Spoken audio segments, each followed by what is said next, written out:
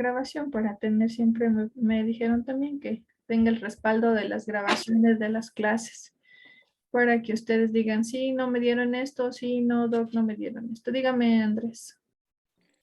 Doc, una preguntita. En caso de las varicosidades venosas, ¿puede conllevar algún dolor en el área? O sea, hago referencia a esto por si se puede inflamar esto o hinchar o producir un dolor a nivel plantar. Ya, en cuanto a las venas varicosas en miembros inferiores, sí pueden causar dolor, porque recordemos que hay una éstasis, ¿no es cierto? Hay una éstasis, un enlentecimiento en la circulación. Entonces, lo que primero va a ocurrir es que se van a hinchar o se van a edematizar lo que es miembros inferiores. Entonces, el pie se va a hinchar probablemente. Ese es el primer signo que se va a ver. Y de ahí si hay un daño a nivel de las venas, no va a haber una buena circulación, la piel va a cambiar de color y claro, va a causar dolor.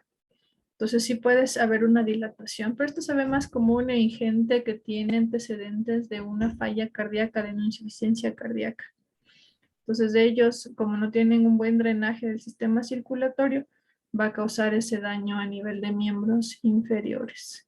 Pero si hay un dolor más allá y no hay signos de que usted presente un hinchazón, de que haya cambios de coloración en el pie, hay que ver, tal vez sea, no sé si es algo más neurológico o osteomuscular que circulatorio, Andrés. Ujú. Eso. Entonces, continuemos con Pamela, por favor, gracias. ¿Ya pueden ver mi pantalla? Sí, ya estamos viendo. Ya. Bueno, empezamos con que se trataba de la vena braquial, que va a llegar hasta los riñones. Primero vamos a retirar el bíceps braquial, mm, el deltoides, y vamos a encontrar a la vena braquial. Va a continuar por la vena axilar, continúa esta la subclavia y la brachiocefálica. Continúa por la vena cava superior y va a llegar hasta la aurícula derecha. Va a entrar se va a abrir la válvula tricúspide y va a entrar al ventrículo derecho. Aquí se va a abrir la válvula pulmonar y va a llegar por las arterias pulmonares, va a llegar hasta los pulmones, en donde se va a realizar el cambio gaseoso y la sangre oxigenada ahora va a regresar por las venas pulmonares hasta el aurícula izquierdo. Aquí se va a abrir la válvula mitral y va a entrar al ventrículo derecho, en donde se va a abrir la válvula aórtica y va a salir por la aorta. Va a continuar con el arco aórtico. Eh, por el arco aórtico va a continuar por la aorta descendente y va a continuar con la aorta torácica, va a pasar por el diafragma y se va a convertir en la aorta abdominal. Y continúa va a llegar a las arterias renales y a las arterias suprarrenales y va a llegar finalmente a los riñones. Listo, gracias, Pamela. Entonces, muy bien, ¿no? Ya estamos haciendo relación en cuanto a lo que corresponde al sistema muscular, al sistema óseo y a sus relaciones anatómicas. Vamos a continuar con el grupo 5 que aún estaba pendiente con Verónica Quispe, por favor. Ya, Doc.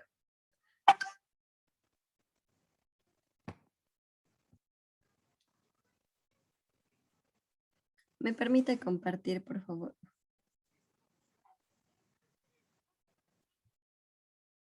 Sí está colocado para que se comparta, Verónica. Está colocado.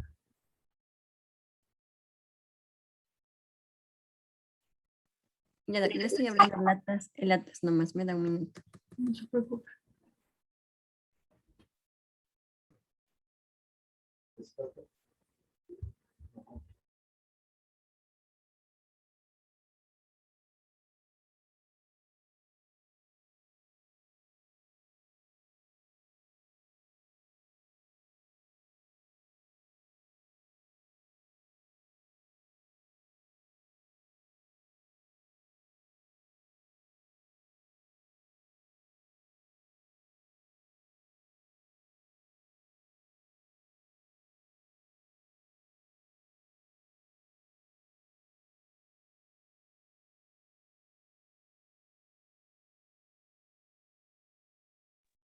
Ya.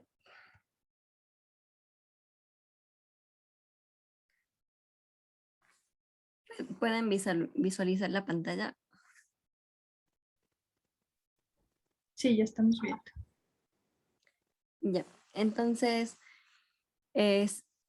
seguidamente el curso de la arteria braquial en reverso inicia el recorrido donde se unen las venas radiales y las venas cubitales. Justo donde se bifurca la arteria radial. Entonces termina en el borde inferior del músculo redondo mayor. En este punto la vena braquial se une a la vena basílica.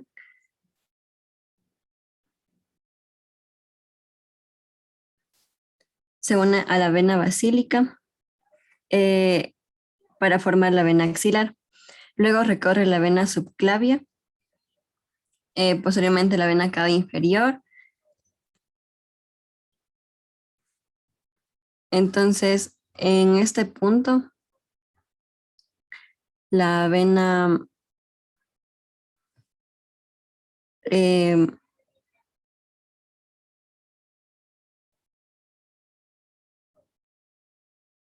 ya, la vena cava, luego pasa la vena cava superior, la aurícula derecha, la válvula tricúspide, sale por la vena pulmonar, luego sale al ventrículo izquierdo, la válvula mitral, el ventrículo izquierdo sale por la válvula aórtica y en la aorta vamos a encontrar descendentemente la aorta torácica y que termina en el hiato del diafragma para formar la aorta abdominal y las arterias renales. Las arterias renales del lado derecho e izquierdo del abdomen, donde drenan a los Un riñones. momento. No sé si se colgó su atlas o mi internet porque no lo está señalando en el atlas, o sí. Sí lo estoy señalando. De hecho, ya le quité las vértebras, el esternón. Probablemente No no sé si sé si pueden sus ver. compañeros tienen el mismo problema o solo en mi internet. Porque ya le quité las vértebras, perdón, el esternón, las costillas. No sé, ¿me pueden decir sus compañeros si se puede visualizar o...? No, Doc, se quedó pasmada. Ujú.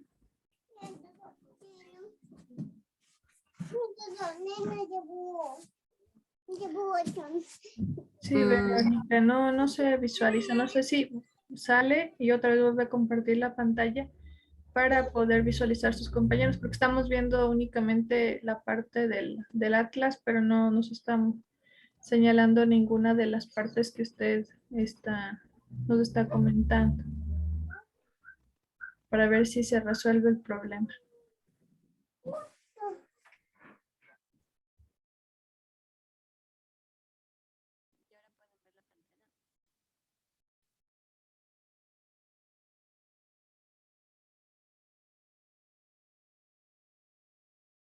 Doc, ¿sí me escucha? Sí, bien bajito, pero sí se le escucha. Y ahora pueden ver la pantalla.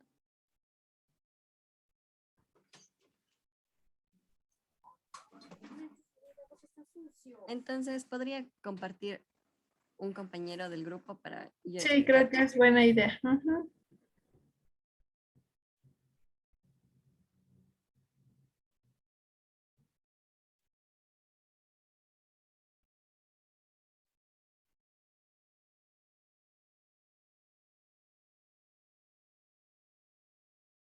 Y se prepara del otro grupo, tenemos a Javier Dávila del grupo 6. ¿Sí?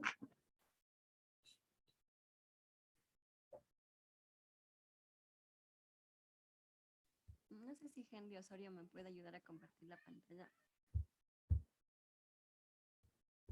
Creo que Verónica está pidiendo a que alguno de los compañeros integrantes del grupo le ayuden a compartir. Allá, ya está empezando. Verónica, no sé si usted bajó el volumen de su computadora, pero se escucha bien bajito su micrófono. Y ahí está todo el volumen. Sí me escucha ahí, Doc. Bueno, vamos.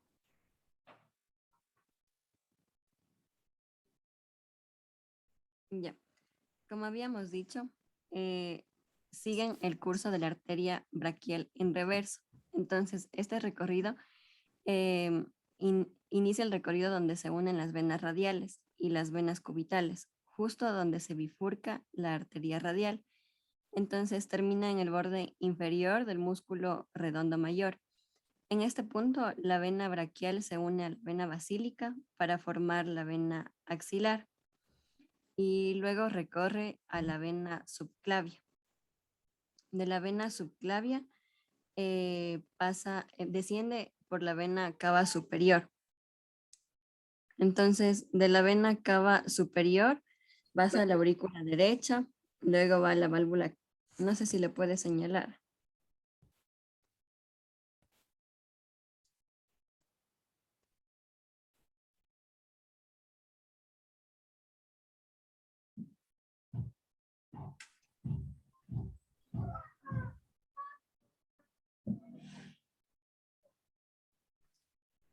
Ya, entonces de la vena cava superior pasa a la aurícula derecha, luego continúa por la válvula tricúspide, sale por la válvula pulmonar, luego de la válvula pulmonar, antes de eso sale por el ventrículo izquierdo, la válvula mitral, el ventrículo izquierdo, sale por la válvula aórtica y en la aorta vamos a encontrar descendentemente la aorta torácica que termina en el hiato del diafragma para formar la aorta abdominal y ahí encontramos las arterias renales que del lado derecho e izquierdo del abdomen drenan los riñones y estos vasos grandes pasan por delante de las arterias renales y cada uno se divide en una rama anterior y posterior al ingresar a los riñones.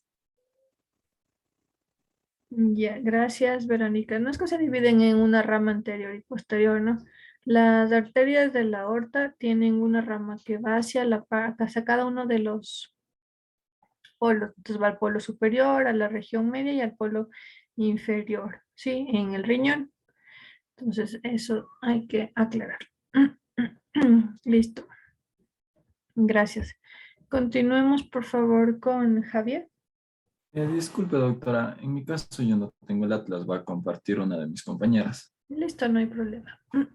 Ya.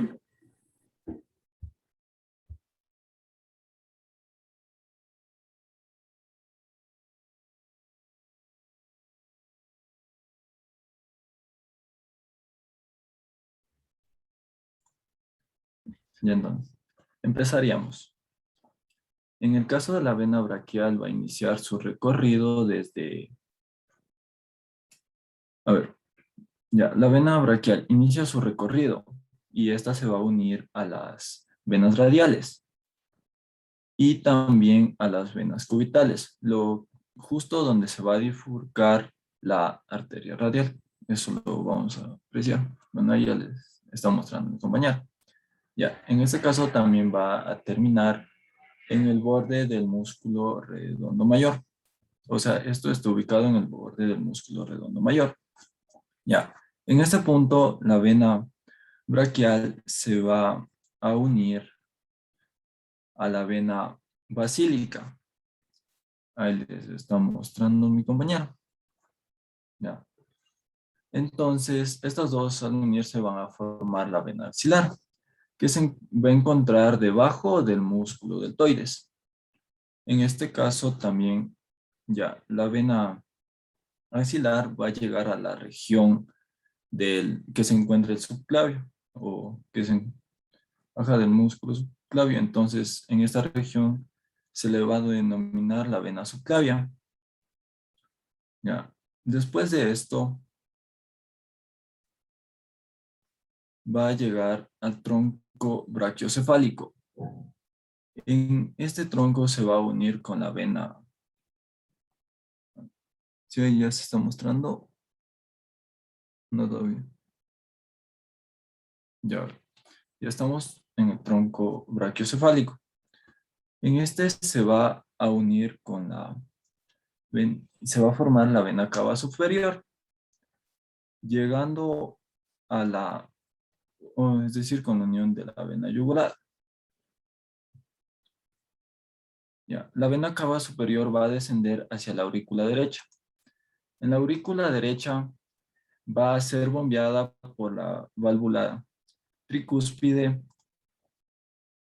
hacia el ventrículo derecho. El ventrículo derecho lo va a bombear a su vez por la válvula mitral hacia las arterias pulmonares. Después se va a generar el intercambio gaseoso y va a regresar por las venas pulmonares al ventrículo derecho. El ventrículo derecho va a ser bombeado hacia el ventrículo izquierdo por la válvula, no sé si ya se puede ver, por la válvula mitral. No. Entonces la válvula aórtica va a ser quien va a bombear esta sangre hacia la aorta. Y ahí, como ya les está mostrando mi compañera, en el caso de después de que se bombea, va a subir sobre la aorta, hacia el arco aórtico, donde va a bajar la sangre por la aorta descendente, hasta llegar hacia la aorta torácica y en la región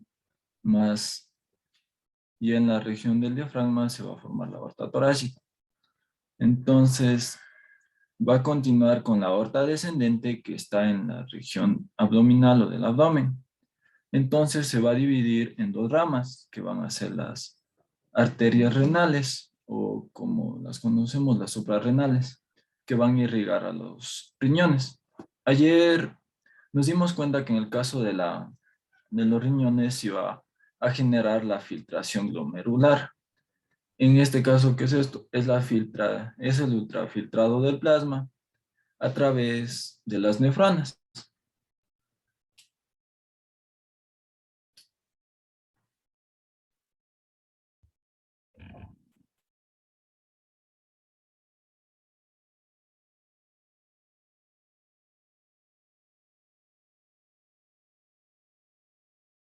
Estás sin micrófono, Javier. Disculpe, me estaba apagado mi micrófono. Y como vemos, aquí en las nefronas, vamos a ver cómo se va a filtrar nuestro plasma sanguíneo. Va a constar principalmente vamos a ver, va a llegar la sangre arterial hacia los glomérulos.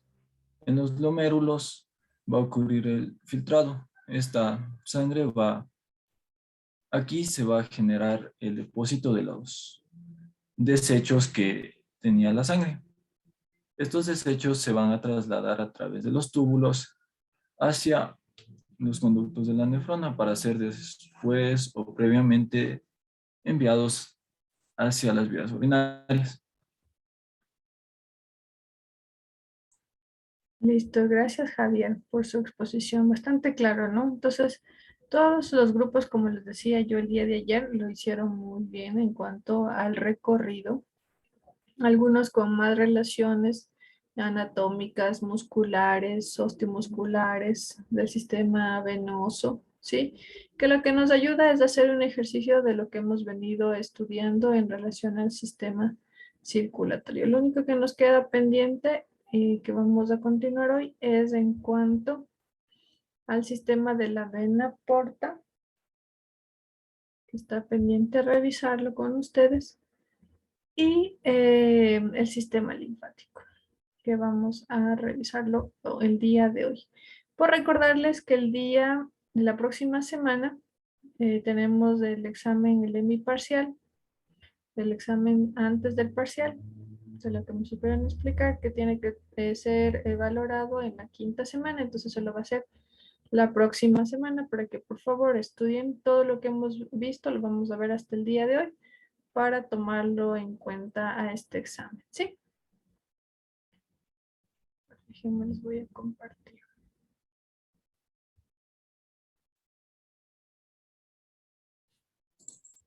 Listo. Entonces, aquí tenemos el sistema de la vena porta. Bueno, el sistema de la vena porta también se lo estudia por separado, debido a que tenemos varios aspectos en la vena porta, ¿no? Déjenme, voy a apagar esto para ya. El sistema de la vena porta, debido a que, ustedes recuerden, hemos estudiado la vena cava inferior, la vena cava superior, sus diferentes orígenes, trayectos, afluentes, ¿no es cierto?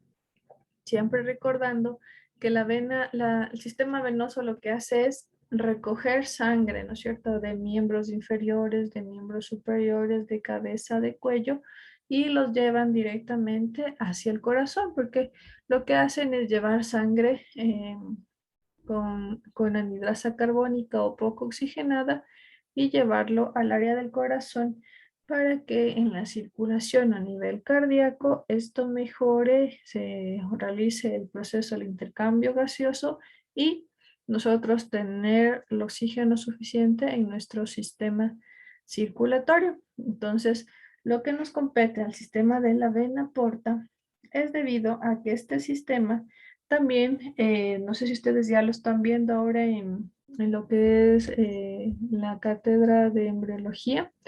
Tenemos en la vena porta también el momento del plegamiento en el corazón primitivo. Hay una parte que son las venas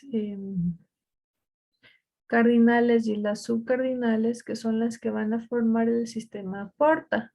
Entonces, este sistema es bastante igual manera importante en su relación anatómica.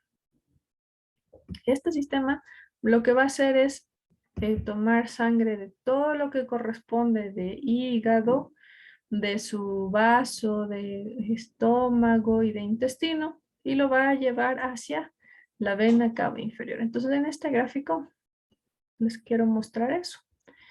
Tenemos aquí, ustedes ven el hígado, ¿no es cierto?, con sus diferentes lóbulos que ya posteriormente lo vamos a ir estudiando, cada una de sus porciones, sus ligamentos y lo que corresponde. Lo que nos compete en este momento es aquí tenemos señalando la vena porta. Déjenme, voy a ponerle su puntero. Entonces aquí tenemos la vena porta, ¿sí? Al tener aquí la vena porta, sus diferentes ramas, como pueden ir viendo.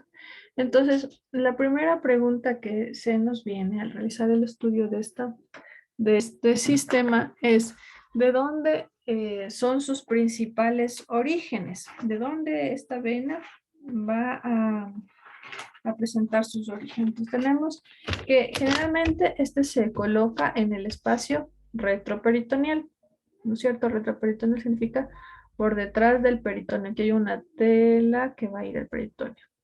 Tenemos aquí a su lado izquierdo lo que corresponde al estómago. Está obviamente cortado una parte para poderlo visualizar. Por detrás pueden visualizar ustedes que está el vaso, ¿sí? Todo esto, si ustedes dividen el abdomen, ¿no es cierto? Dividimos en los cuadrantes que ya estudiaron el semestre anterior. Todo esto ubicado más a nivel de hipocondrio y flanco izquierdo. Tenemos del lado por debajo del hígado, se puede ver la vesícula biliar con su conducto cístico, que también ya vamos a ver que es un afluente de la vena porta. Tenemos aquí una porción del duodeno, ¿no es cierto? El duodeno que también se queda con este espacio. Aquí lo cortaron al estómago y se ve una porción del duodeno. Y lo que corresponde a lo que compete al intestino, con el intestino grueso, con su porción ascendente, la transversa que está aquí disecada o retirada, y la porción descendente con el recto. Y aquí hay una pequeña porción por debajo que tenemos al intestino delgado. Este intestino delgado lo que va a hacer es, de igual manera, tiene sus afluentes, su origen en cuanto a la vena porta. Entonces, una vez identificadas las estructuras por detrás, podemos ver que tenemos a las venas ilíacas, ¿no es cierto? Que recordando tenemos la vena cava inferior. Entonces, miren, aquí tenemos la vena porta. La vena porta, ¿de dónde nomás nos ayuda a llevar toda la sangre? Este nos ayuda a llevar toda la sangre de lo que corresponde. El trayecto, por ustedes vieron, es alimentario, ¿no es cierto? Porque ustedes ven, todo esto corresponde a lo que es alimentación.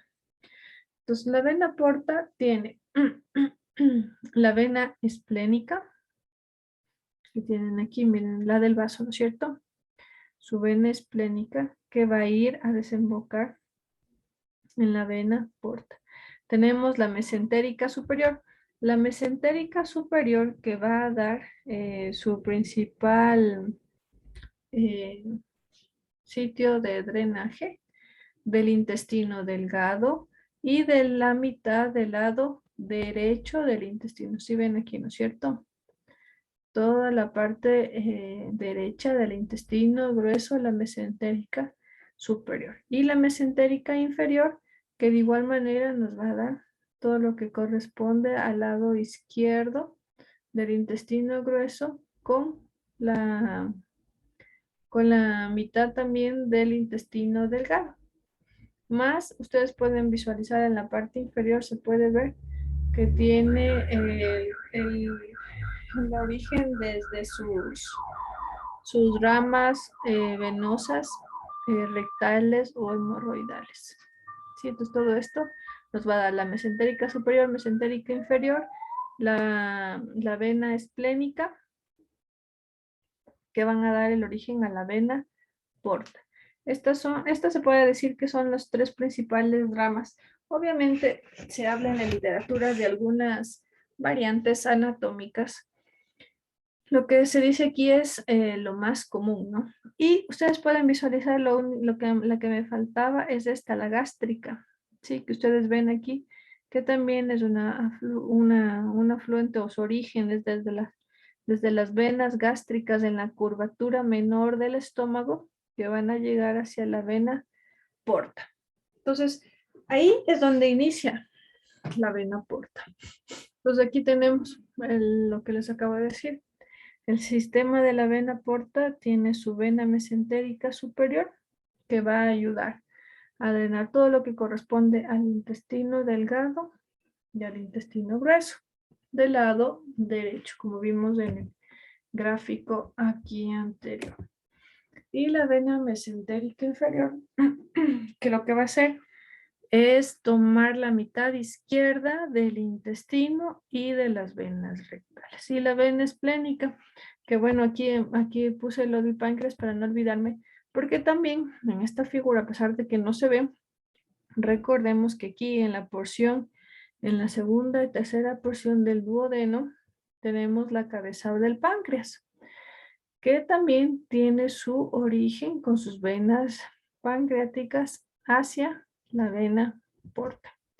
Entonces, la vena porta tiene esa particularidad, ¿no es cierto? Que va a tener varios afluentes que nos van a permitir llevar todo lo que corresponde a sangre del estómago, del páncreas, intestino grueso, intestino delgado, recto, ¿sí? Y siempre recordando que se encuentra en región retroperitoneal. Va a tener, aquí les había colocado este gráfico, que por qué es importante conocer el sistema de la vena porta. Porque ustedes pueden visualizar allí en el enunciado que tenemos acá arriba, dice, hay vías colaterales en la hipertensión portal. Entonces, ¿qué es lo que ocurre en la hipertensión portal? A ver, aquí tengo una pregunta, me dice, ¿qué drenaba la vena mesentérica inferior? Bueno, creo que ya le contesté, ¿no? A Diana. En la anterior diapositiva. Ay, ya se trabó esta cosa. Ya. Aquí está la vena mesentérica inferior. Drena lo que corresponde a la mitad izquierda del intestino y las venas rectales, Diana.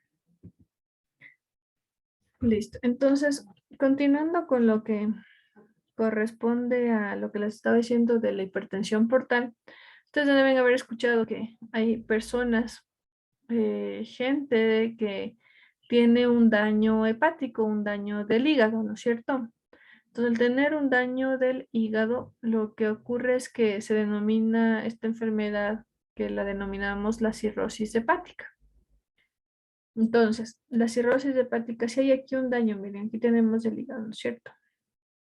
Si este hígado no está llevando, recuerden que la vena porta y drena ¿a dónde? A la vena cava inferior, ¿no es cierto? Entonces, si esto no se drena directamente a la vena cava inferior, el hígado aquí se estaciona, no deja fluir la sangre porque obviamente está dañado, va a tomar otras alternativas, que es lo que va a causar que la presión del aporte aumente. Se refiere a que cuando aumenta más de 15 milímetros de mercurio de su presión normal, que ustedes ya posteriormente lo van a ir viendo en fisiología y en sus demás materias, cuando aumenta la presión, porque claro, lo que están tratando las venas, recordemos, las venas tienen sus diferentes válvulas, ¿no es cierto? Entonces lo que hacen es empujar la sangre hacia la zona donde deben ser drenados, en este caso hacia la vena porta.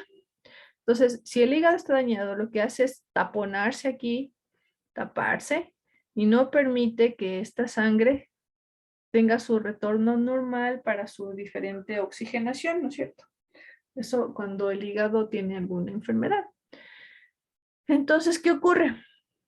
Que como en todo, si no hay por dónde ir, tenemos que buscar una vena, un camino alterno. Es como en el tráfico, ¿no es cierto? Cuando estamos yendo en el tráfico y está la vía principal, la están arreglando o está con mucho tráfico, debemos buscar otras vías alternas. Y eso es lo que causa la hipertensión portal. Si esto no permite un buen drenaje, lo que va a ocurrir es que va a buscar las otras vías alternas. Entonces recordamos que tenemos las venas esplénicas y van a haber vasos que van a anastomosarse y van a buscar por dónde drenarse hacia la zona del corazón, o en este caso hacia la vena cava inferior. Yo sé que en esto en un momento no competen eso, pero no quería dejar pasar porque este también es un dato importante en el sistema de la vena porta. De igual manera, lo que ocurre es que si no hay un buen drenaje hepático, todas las venas que tenemos aquí, ¿qué va a hacer? Se va a acumular la sangre, ¿no es cierto? Si no hay aquí, un ejemplo clásico, como les digo, es el tráfico. Si ustedes aquí no hay camino, se empieza a ver el tráfico en el colon derecho, en el colon izquierdo, se empieza a acumular la sangre o la sangre con poco oxígeno a nivel del recto, existen daños a nivel de las venas rectales. También ustedes deben haber escuchado que hay las varices esofágicas, ¿no es cierto? Que son las que hacen que esta hipertensión portal sea la característica, no sé si ustedes han escuchado, el signo de medusa que se ve en la piel de las personas que tienen el daño del hígado o una hipertensión portal. Entonces es por todas estas venas colaterales que las viene teniendo en un momento de una hipertensión portal o un daño en este sistema. Entonces aquí tenemos varios de los afluentes. Miren aquí, como ustedes ven, está la vena cava inferior, ¿no es cierto? Con el hígado, está aquí un poco transparentado lo que corresponde al hígado. La vesícula, que también tiene una vena del conducto cístico que drena a nivel de la vena porta. Recordamos que a nivel del hígado tenemos dos venas principales, ¿sí? Una vena hepática derecha, una vena hepática izquierda, que van a formar la vena hepática común. Esa vena hepática común que va a drenar también en lo que corresponde la vena porta. Entonces, estas venas van a drenar en la vena cava inferior y va allá el recorrido que ustedes ya lo vienen manejando, ¿no es cierto? Entonces, todo lo que corresponde a la vena mesentérica superior, tenemos el drenaje de lo que es el área derecha del colon y del intestino delgado. Y la mesentérica inferior, lo que es el colon izquierdo y del intestino delgado del lado izquierdo. Entonces aquí también tenemos el gráfico, este nos va a ayudar un poco más. Viendo aquí ustedes ven el estómago. Y aquí sí ya no lo ha retirado la porción del páncreas, ¿no es cierto? Entonces miren, también tenemos, como les decía, las células pancreáticas, la gastroepiploica izquierda y la gástrica corta, que estas van a ir a drenar de igual manera a nivel de sus afluentes. Tenemos la cólica izquierda, la mesentérica inferior, la sigmoide y la rectal superior, que van a drenar a nivel de la vena mesentérica inferior, ¿no es cierto? Y de la mesentérica superior van a drenar todo lo que corresponde a las ileocólicas, la cólica derecha y la pancreático duodenal.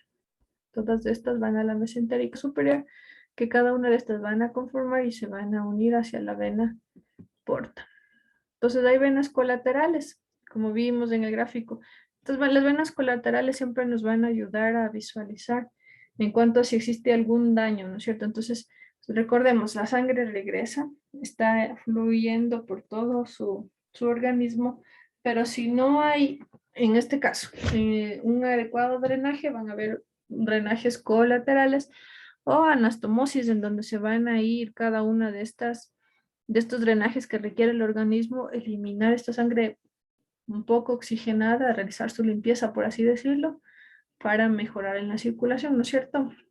Entonces, dentro de las venas colaterales, que aquí tenemos, miren, en la parte inferior, lo que corresponde a la vena porta, y tenemos, miren, aquí se ve la cólica derecha, la vena gástrica izquierda, tenemos aquí el vaso, la vena gastromental izquierda, la vena gastromental derecha.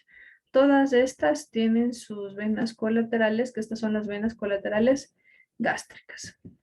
Y la vena cística, como les decía. Aquí en la vena cística, en la vesícula, ¿sí? Bueno, ya en su atlas, la verdad es que he intentado por todos los métodos posibles de ingresar al atlas, pero creo que hay algún problema con el IP, creo que hay que ingresarlo directamente de la facultad, no tengo idea, pero aún no he podido utilizar el atlas. Entonces, esta es una gráfica que tomé de uno de sus compañeros que realizó en cuanto a lo de la vena cística. Aquí tenemos lo que es la vesícula y se puede ver que tiene, ¿no es cierto? También su drenaje a nivel de la vena. Aquí está, miren la vena y va a drenar ¿a dónde? Hacia las venas hepáticas. Realmente este tiene más relación hacia la vena hepática común. Sí, pueden haber variantes, ¿no? Por eso es importante conocer que hay una vena hepática derecha, una izquierda, la hepática común, el conducto cístico en donde desemboca, y recordando que la vesícula desemboca, aquí se está viendo la porción del duodeno. Entonces aquí la función de la vesícula biliar lo que es degradar los todo lo que corresponde a los ácidos grasos, todo lo que nosotros comemos de comida grasa, se encarga la vesícula. Entonces, por eso es que cuando hay algún tipo de inflamación o de infección, o un taponamiento por cálculos en la vesícula, generalmente esto ocurre. La vesícula cuando tiene cálculos, ¿no es cierto?, que son piedritas dentro de la vesícula. La vesícula tiene la función de eliminar la bilis, botar ese líquido de bilis, que no sé si ya vieron en anatomía, en fisiología, perdón, que la bilis da el color característico de las heces, ¿no es cierto? También, y ayuda en ese aspecto, en la dilución de los alimentos. Cada vez que comemos comida grasa, esta se contrae. Es decir, se achica, bota su contenido biliar a través del conducto cístico.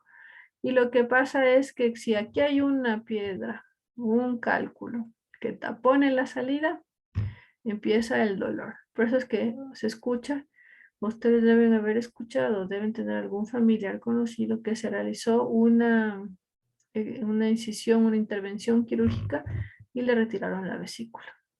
¿Se puede vivir sin vesícula? Sí, pero debe cuidarse en los alimentos. Y me corresponde, bueno, no sé si hasta ahí tienen más preguntas en cuanto al sistema de la vena porta. Déjenme, les voy a presentar, vamos a continuar con el sistema linfático para terminar lo que nos compete a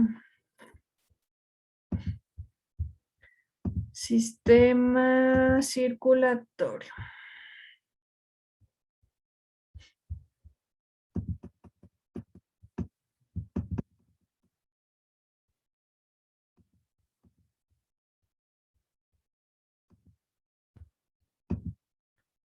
Listo, entonces como ustedes recuerdan, nuestro texto de base es la anatomía de Moore, ¿no es cierto? Ya, entonces supongo que están viendo el texto. Entonces tenemos aquí lo que corresponde al sistema linfoide. Esto está en las páginas iniciales de la anatomía de Moore. Y tenemos el sistema linfoide. Bueno, ustedes vimos la diferencia entre una arteria y una vena, las capas, las válvulas, sus tejidos, cómo están cada una constituidas y cuál era la función de cada una de ellas, ¿no es cierto? Lo mismo vamos a ver con el sistema linfoide. Entonces, el sistema linfoide, tenemos aquí este gráfico, tiene principales órganos. Dentro de los principales órganos que tiene el sistema linfoide, no sé si ustedes recuerdan, tenemos al timo, que es un órgano linfopoyético. Este se ve más es aumentado, por así decirlo, de tamaño o más común en niños, en los neonatos. También tenemos el vaso, ¿no es cierto? El vaso es un sistema donde donde ocurre la destrucción de todos las células hematopoyéticas. Entonces, también va a ser el responsable de que si hay algún daño a nivel del sistema hematopoyético, recordando que el vaso tenemos del lado izquierdo, ¿no es cierto? En esta figura que les estoy presentando también es un órgano de sistema inmune. Entonces, también es un ente importante en lo que corresponde al sistema inmunitario. Entonces, ya les estoy diciendo cuál es la principal función del sistema linfático. La principal función del sistema linfático es cuidar o tener a nuestro organismo libre de procesos infecciosos. Dentro de los procesos infecciosos que ya les voy a ir comentando. También tenemos, ustedes ven en este gráfico, nódulos.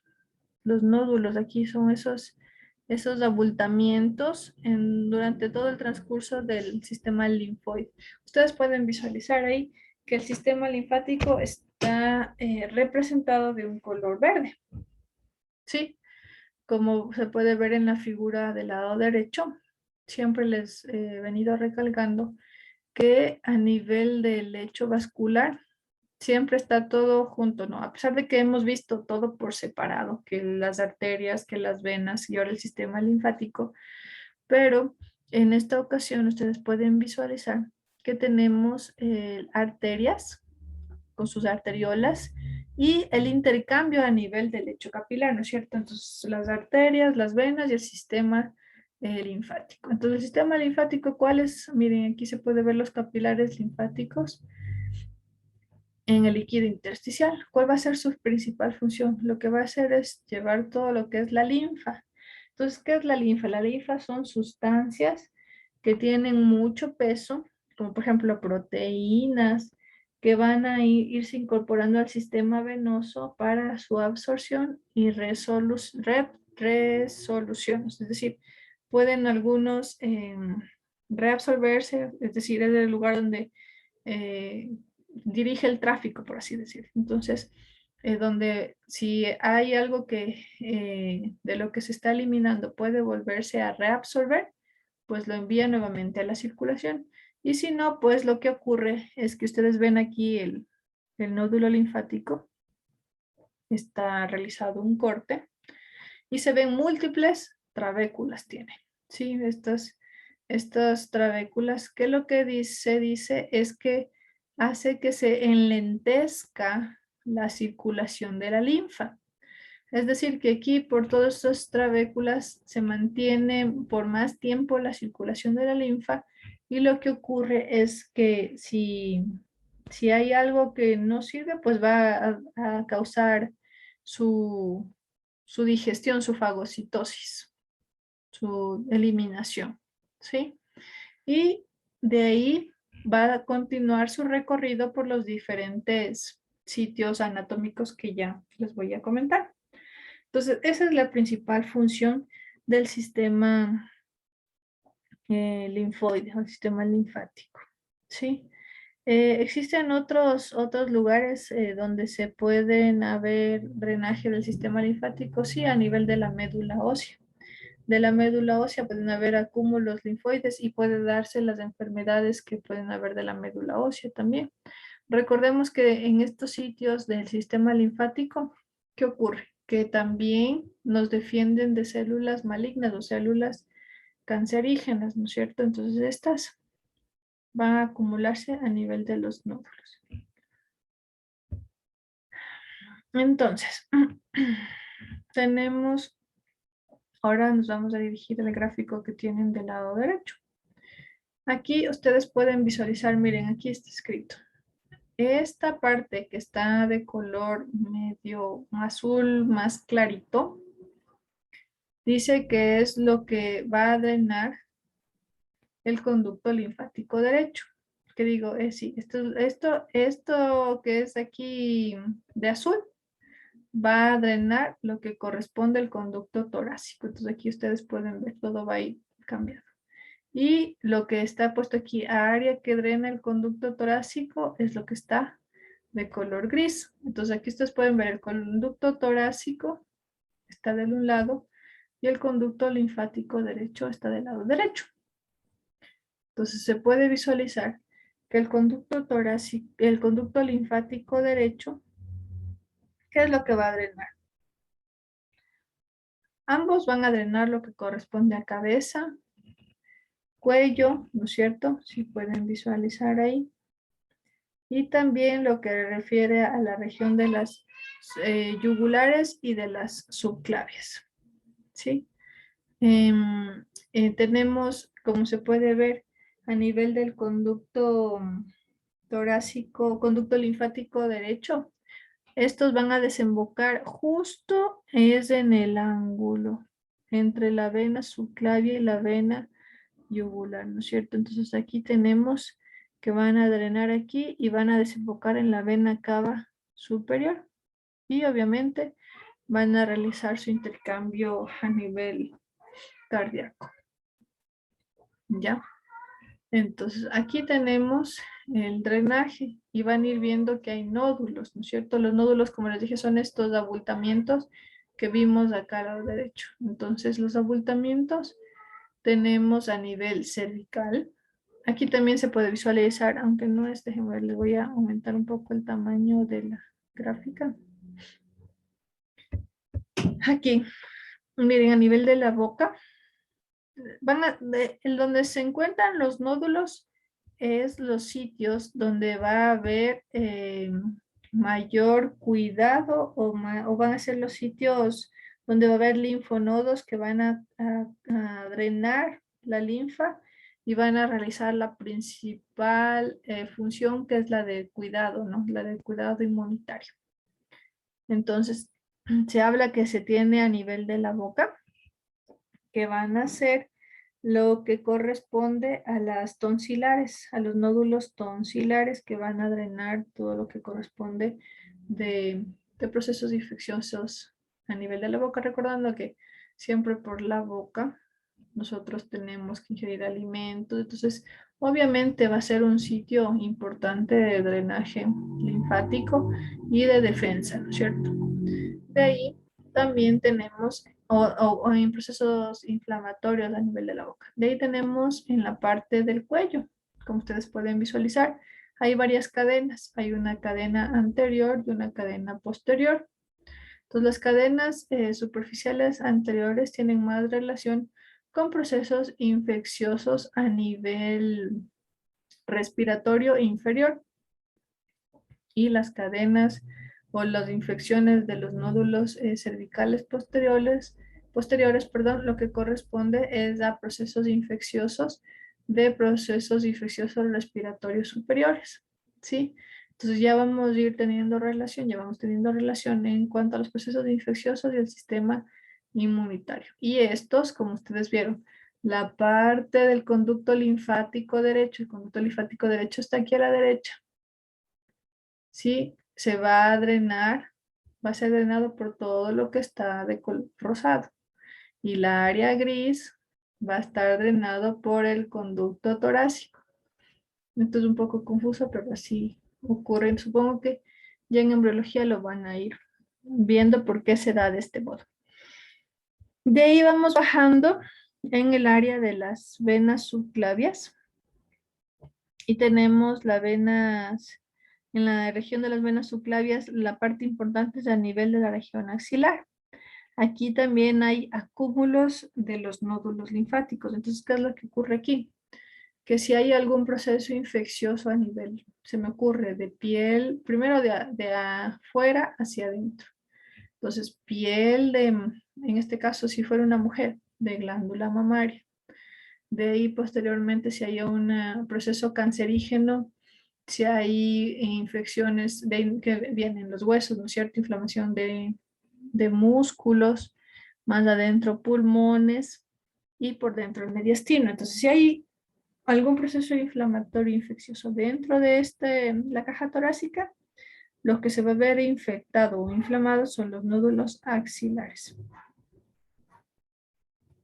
Estos nódulos axilares se van a inflamar y van a ser una muestra de que algo está pasando a nivel de la caja torácica, en ambos lados, ¿no? A pesar de que en este momento les estoy mostrando el único, solo uno de los lados. De ahí tenemos otros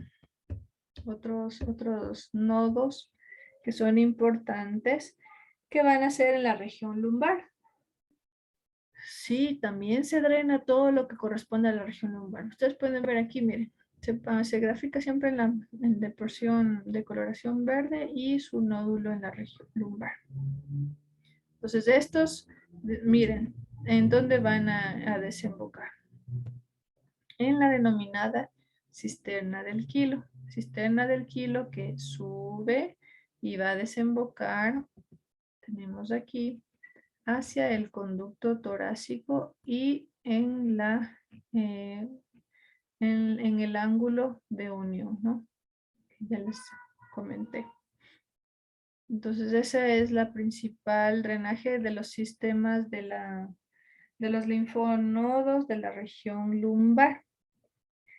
Ya hablamos de los de la región cervical, de los de la región axilar, lumbar, y ahora nos compete lo que corresponde a los vasos o los nodos de la región inguinal. Estos generalmente ustedes sí han de haber visto que estos tienen más relación cuando una persona tiene un proceso infeccioso inflamatorio de los miembros inferiores, ¿no es cierto? Entonces, cuando alguna persona tiene alguna inflamación de miembros inferiores, como podría decir su compañero, si en este caso usted le examina a su paciente o su familiar a nivel de la región de las ingles, se va a ver inflamado lo que es estos nódulos inguinales. Bueno, uno va a ser por inflamación de miembros inferiores. Otro, recordemos lo que tenemos aquí en el área pélvica. En el área pélvica lo que tenemos corresponde al área genital, ¿no es cierto? Entonces, en el caso de los varones, infecciones venéreas, igual en las mujeres, ¿no? Infecciones venéreas, todo lo que corresponde a enfermedades pélvicas inflamatorias, que lo que van a dar es la inflamación a estos niveles de los nódulos. Bilaterales puede ser, sí. Ya ustedes van a ir viendo después, posteriormente, la importancia de que aparezcan solamente de un lado, tal vez en varones o alguna inflamación a nivel de los testículos. Estas inflamaciones o ganglios inflamados que la gente los denomina, no sé si ustedes han escuchado, como secas. Entonces, generalmente esas son las inflamaciones. Dígame, Mayra. Disculpe, Entonces, los nódulos linfáticos permitiría que la linfa se drene hacia el sistema venoso o no. Sí, hacia el sistema venoso. Cada uno de los conductos, los de acá arriba que ya les comenté, el conducto torácico y el conducto linfático drenan, ¿no? Tienen su drenaje hasta el sistema venoso para que de igual manera se realice su, su limpieza y también su sistema linfático tiene su propio sistema de defensa, ¿no? Entonces hay algunos que pueden ir, discurrir y drenar a nivel de las venas cavas superiores, pero hay otros que no, que pueden quedarse a nivel del sistema linfático y quedar, por eso es que cuando no hay su recorrido a nivel ¿cómo se llama? Ya se me fue el nombre. Cuando no hay su recorrido en los diferentes sistemas, esto se queda aquí, el proceso infeccioso inflamatorio, las células cancerígenas se quedan aquí y ustedes pueden, cuando son sometidas las personas a procesos quirúrgicos, estos procesos quirúrgicos se quedan y se extraen los ganglios linfáticos para evitar de que estas células metastásicas o malignas vayan hacia otro lugar. Entonces, hay una porción en la que drenan hacia los conductos torácicos, ¿no? Los conductos torácicos y el conducto linfático. Otros pueden ir y drenar hacia la región de las venas donde se realiza el intercambio, como les mostré aquí en la parte de los capilares linfáticos. Entonces, todo es un sistema en conjunto. No sé si hay más preguntas. Disculpe, doctora, una pregunta. Dígame. Entonces, podríamos decir que en el caso de los nódulos se van a encontrar en el cuello, en las axilas, en la ingle y en el interior del tórax y el abdomen. Sí, me falta aún nombrar la parte de los nódulos popliteos, que estoy hasta en la parte aquí abajo en la región de la rodilla, ¿no es cierto? Ustedes recordarán que en la fosa poplitea que tenemos los linfonodos popliteos. Dentro de esos linfonodos popliteos también son los encargados de drenar todo lo que corresponde del miembro inferior. Y obviamente hay unos a nivel de la región del dorso del pie. Entonces aquí también ustedes pueden visualizar si hay alguna infección, generalmente en pacientes que tienen alguna enfermedad de piel, un proceso infeccioso, un absceso, una celulitis, erisipela, ¿sí? Van ustedes al momento de realizar. Esto es importante porque ustedes cuando hacen el examen físico palpan al paciente, a la persona que le están examinando, se palpa el aumento de los linfonodos a nivel del dorso del pie, de la fosa poplitea y todos estos aumentan son más característicos a nivel de la región inguinal. Entonces, eso, dígame Andrés.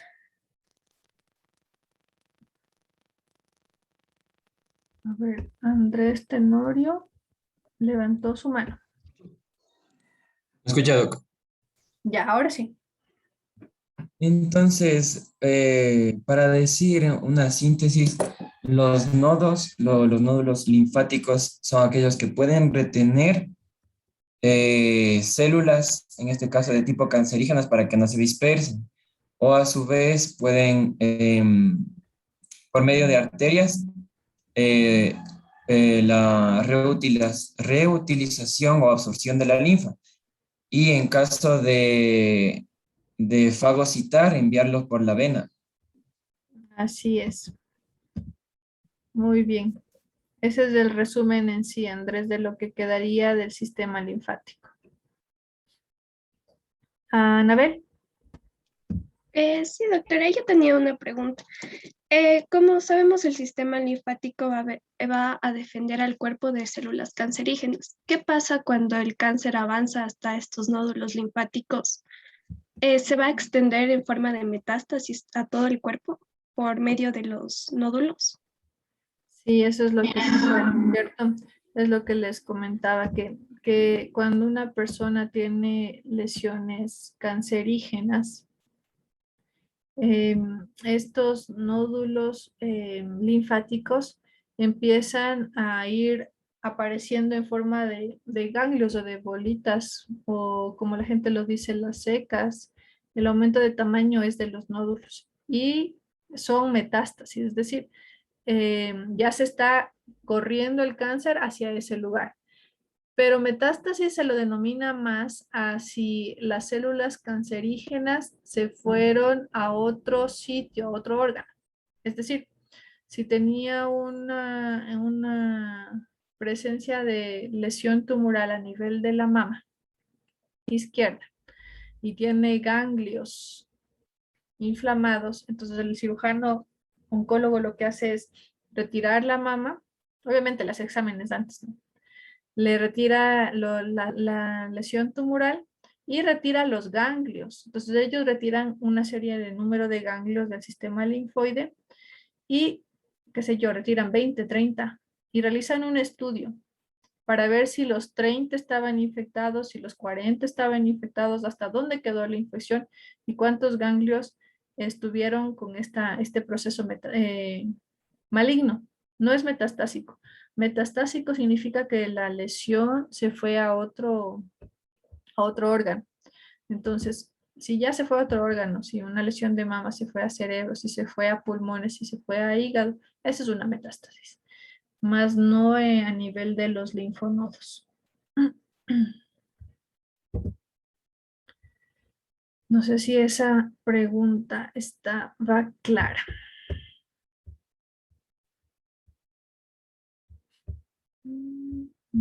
¿Listo? ¿Alguien alguna otra pregunta?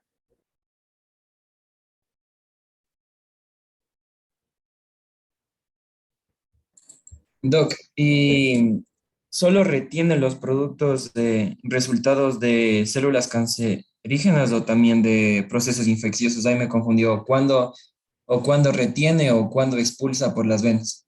De ambos dos realiza su proceso de depuración, ¿sí? Entonces, al hacer su proceso de depuración, como les decía, hay unas trabéculas. Entonces, lo que generalmente es la vía perfecta es para en el caso de las células malignas. Entonces, las células malignas estas no van a pasar al sistema venoso. Si pasa al sistema venoso, va a ocurrir lo que les comentaba, las metástasis que van a ir hacia otros lugares. Pero si no pasa hacia el sistema venoso y se queda localizado y esto es visto y diagnosticado por el médico antes de que ocurran las metástasis, pues queda ahí nada más y al retirar los ganglios o los nodos afectados, la persona va a quedar bien y no va a tener una recaída de su proceso cancerígeno. Entonces, cumple ambas funciones.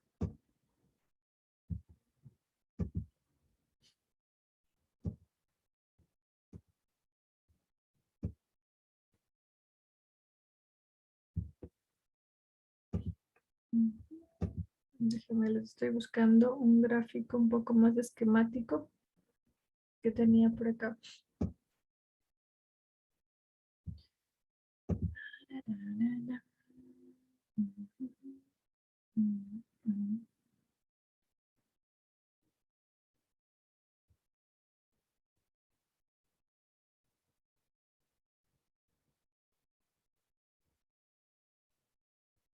Ya, entonces esto es un poco más esquemático. ¿Sabe qué es? Es bastante igual que el anterior.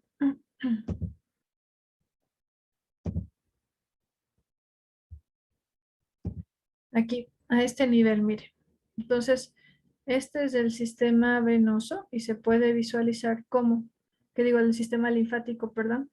Y se puede visualizar cómo recoge todo, desemboca a nivel de la sistema de Peque o el sistema del Quiro, ¿no es cierto? Que tenemos aquí. Sube por el conducto torácico y desemboca a nivel de la vena cava superior. Se habla que esto desemboca a nivel de la vena subclavia izquierda y la vena yugular interna, justo en el ángulo. Y del otro lado tenemos la vena subclavia derecha, ¿no es cierto? Y aquí miren, desemboca el conducto linfático derecho. Entonces, la mayoría, la mayor parte del drenaje de miembros inferiores van directamente hacia, hacia el conducto torácico. De ahí una parte nada más del lado izquierdo, de la parte derecha, perdón, va a desembocar en el conducto linfático derecho.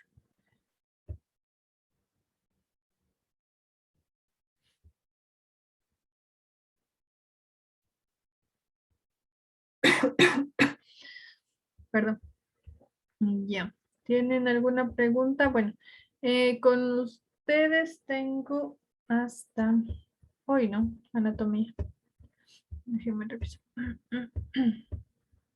Para quedarnos de acuerdo, voy a detener la grabación ya.